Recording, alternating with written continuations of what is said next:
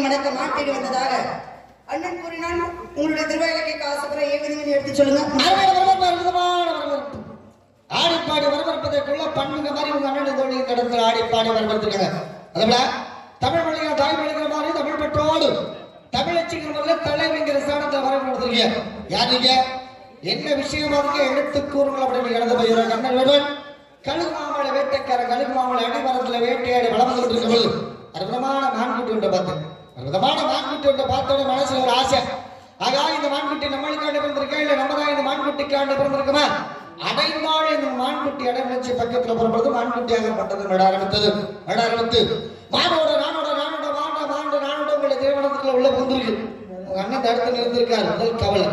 இரண்டாவது கவலை உயிர்த்தல் என்று சொல்லக்கூடிய பெண்கள் இடத்துல வாழ்ந்துருக்கா. மூன்றாவது கவலை தலைவர் ஸ்தானத்தில் நீங்க இருக்கீங்க. கண்ணால் காண்பது பை, காதால் கேட்பது பை, தீர விசாரித்தல மேடாச்சிருக்கா. கண்ணால் கண்டது என்ன, காதால் கேட்டது என்ன, தீர விசாரித்தல் நம்மளுக்கு தெரியும். அகத்து அழகு முகத்தில் தெரியும். ஒருத்தரை பார்த்தாலே தெரியும் நல்லவங்களா கேட்டாங்க. சில பேர்கிட்ட பேசி பார்க்கணும், சில பேர்கிட்ட பேசாம இருக்கணும், சில பேர்கிட்ட பேசுறது மாதிரி இருக்கணும், பேசாம இருக்கணும். சமயம் அறிந்து பேசு, சமயம் அறிந்து பேசு, சில சமயம் பேசாமல் இருந்து கொள்ளப்படாது. அது போல இடமாகப்பட்டது உங்களிடம். இந்த இடத்துல என்ன இருக்கு ஏது இருக்கு என்பது உங்களுக்கு விடுதான் தெரியும். நான் இடத்துக்கு பொதுவாக தான் உங்களிடத்துல தீர விசாரித்து மான்குட்டியை பிடிச்சுக்க நம்பிக்கையோடு வந்திருக்கேன். அப்படி இருப்பதால கண்ணை நம்பாதே, கண்ணை நம்பாதே, உன்னை ஏமாற்றும் நீ காணும் தோற்றம் உண்மை இல்லாதது, உண்மை இல்லாதது.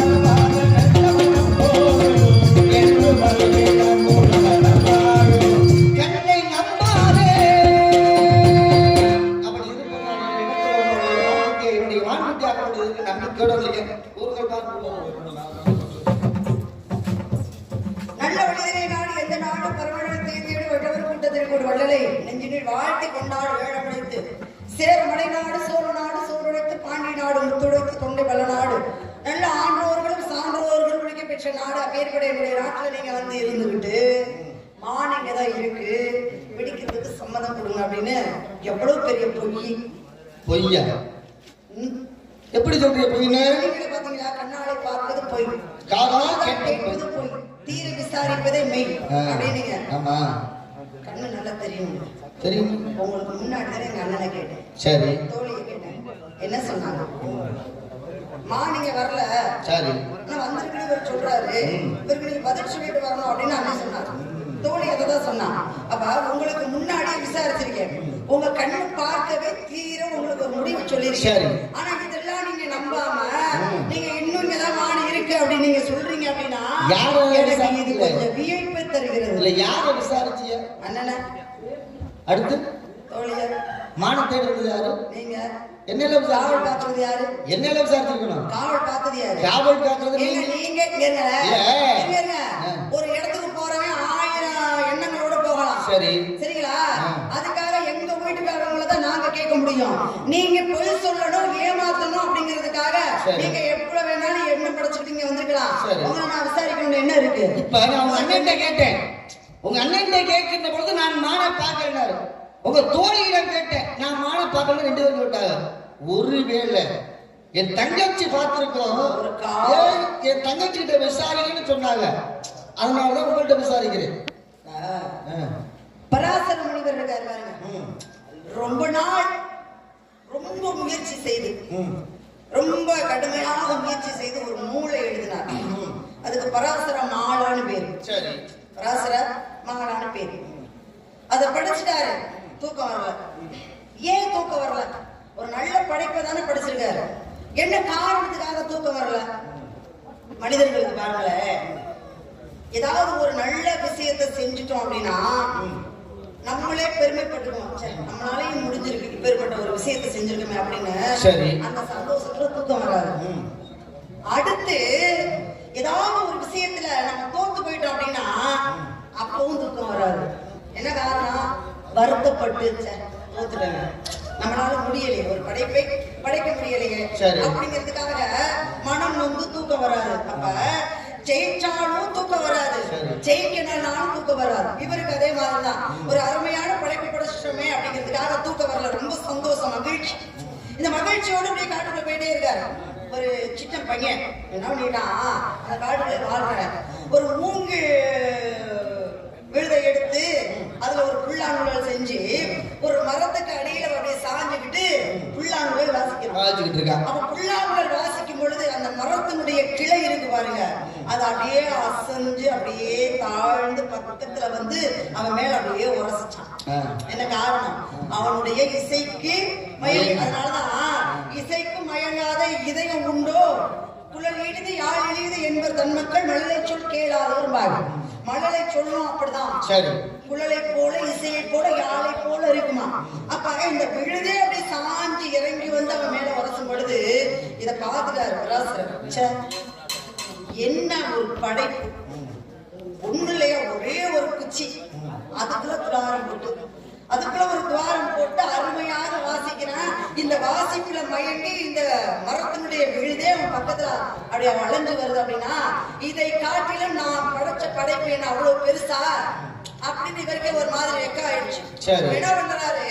படைத்த படைப்புகள் எல்லாத்தையும் எடுத்து கொண்டு போய் தீய மட்டும் அதுல கூட எரிக்க போறாரு. அப்ப ஒருத்தர் வந்தாரு, எப்ப என்ன பண்ண போறீங்க, என்ன பண்ண போறீங்க, என்ன அப்படின்னு. அப்பதான் சொன்னார், ஒரு சாதாரண சின்ன பையன் காட்டுக்குள்ள ஒரு மூங்கில் குச்சியை ஒடிச்சா, அது துளகாரம் போட்டா, அருமையா வாசிக்கிறான்.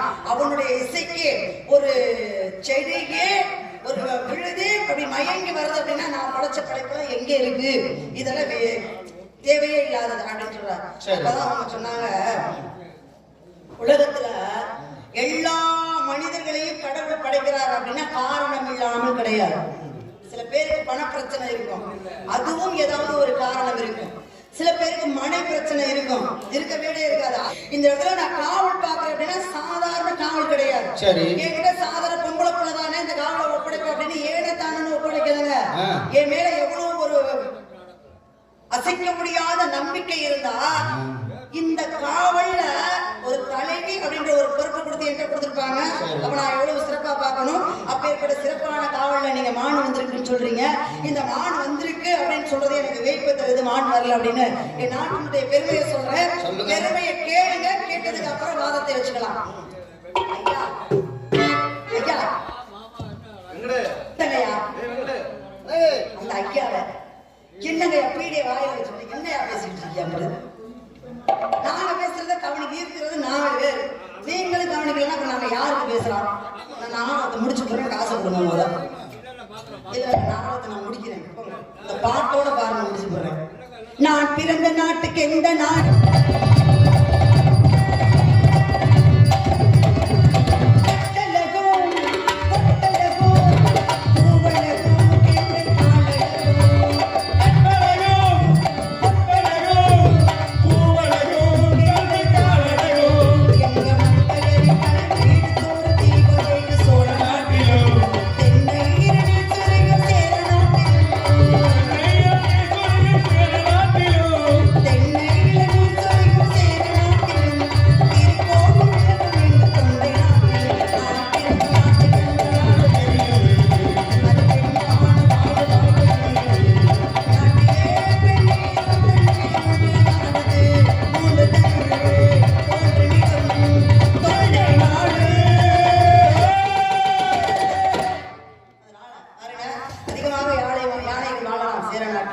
அதிகமாக முத்துக்கள் விளையலாம் பாண்டிய நாட்டில், அதிகமாக நெற்களஞ்சியங்கள் விளையலாம் சோழ நாட்டில்.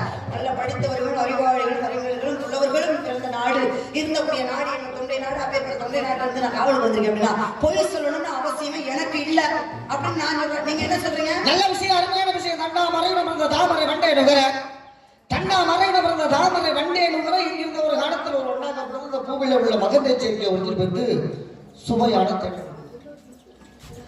ஒரு குளத்துல தாமரை இருக்கு, தவளை இருக்கு. அந்த தாமரை பூவில உள்ள மகந்த சேர்க்கை ஒரு தவளைக்கு தெரியாது. ஏதோ ஒரு நாடகத்தில் ஒரு வண்டாகப்படுது, அந்த பூவில உள்ள மகந்த சேர்க்கை உறிஞ்சிருப்பது சுவையான தேடல் நம்மளுக்கு கொடுக்குது. அதெல்லாம் சொன்னீங்க, அருமையான விஷயம் தான். ஒரு முனிவர் இப்ப ஒரு பெரிய நம்ம சாதிச்சு அப்படின்னு சொல்லி பெருமையா இருக்காரு. ஒரு மனிதனுக்கு பதவி வருகின்ற பொழுது பணிவு வரணும். முதல்ல பதவி வர பொழுது பணிவு வரணும். அதாவது காணுமே காணாமல் போனவர்கள் பற்றிய அறிவிப்பு இங்க வழியாக நடித்துக் கொண்டிருக்கக்கூடிய ஆள காணுமே கூப்பிடுங்க வழிய.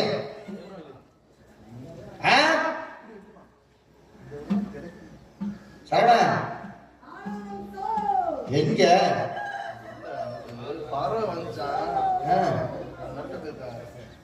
இல்லையா? சரி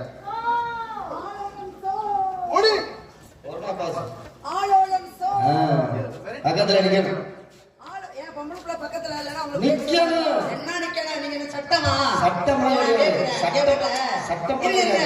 நிக்கணும். ஒரு பொம்பளை பிள்ளை பக்கத்துல நிக்கணும் அப்படின்னு கட்டளை போடுறது 2 பேரு. ஒண்ணு எனக்கு ஒண்ணுமே தெரியாது. அந்த பொம்பளை பிள்ளை இருந்தாதான் நான் ஏதாவது சொல்ல முடியும். ஒண்ணுமே தெரியாத ஆள் ஒண்ணு. அடுத்து அந்த பெண்ணுக்கு உரிய சொந்தத்திலையும் பந்தத்திலையும் ஒன்று இருக்கக்கூடியவர் பக்கத்துல நின்னு அப்படிங்கணும். நீங்க பேசுங்க இல்ல, நீங்க பேசுற பொழுது நான் எங்கேயாவது போனேன்.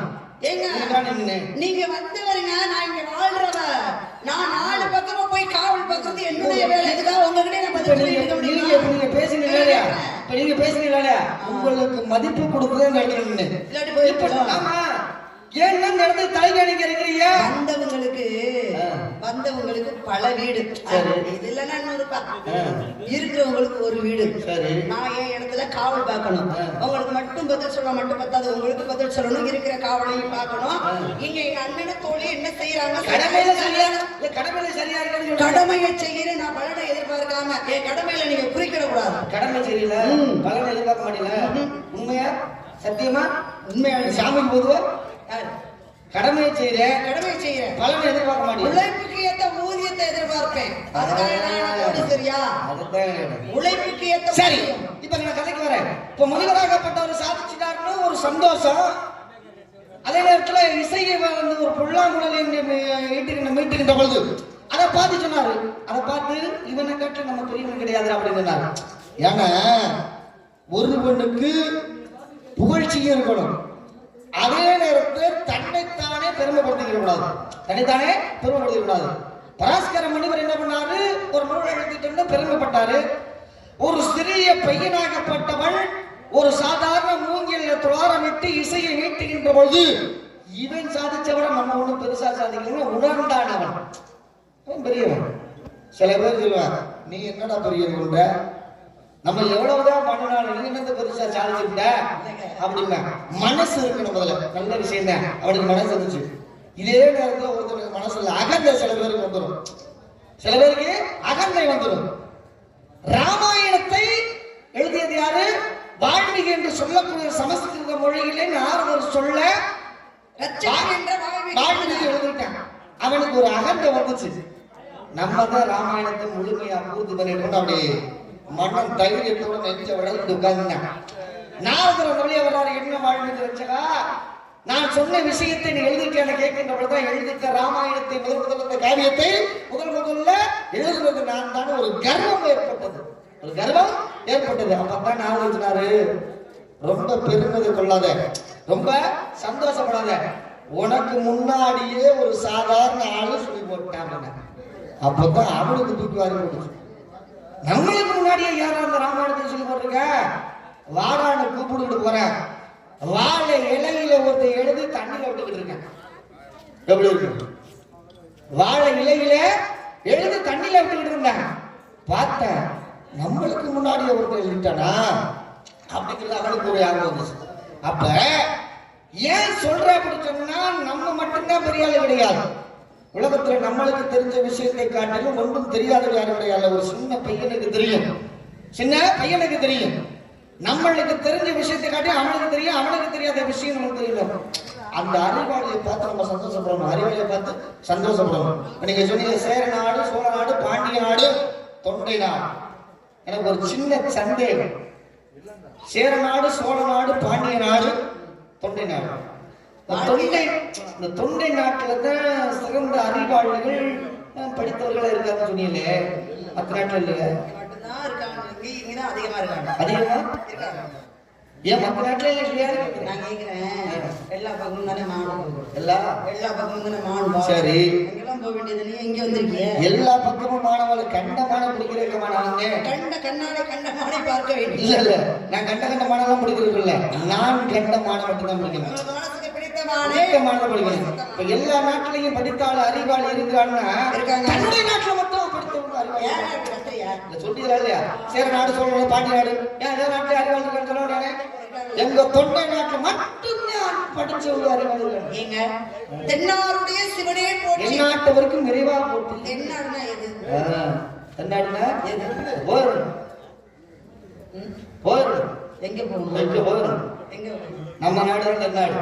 தென்னாடுடைய சிவனே போற்றி. வடநாட்டுக்காரன் சொல்லுவானா, சிவபெருமான் எங்க பாருங்க, தென்னாட்டுலதான் மிகப்பெரிய பழமையான ஆலயங்கள் சிவபெருமானுடைய இருக்கக்கூடியது நம்ம நாடு, தென்னாடும்.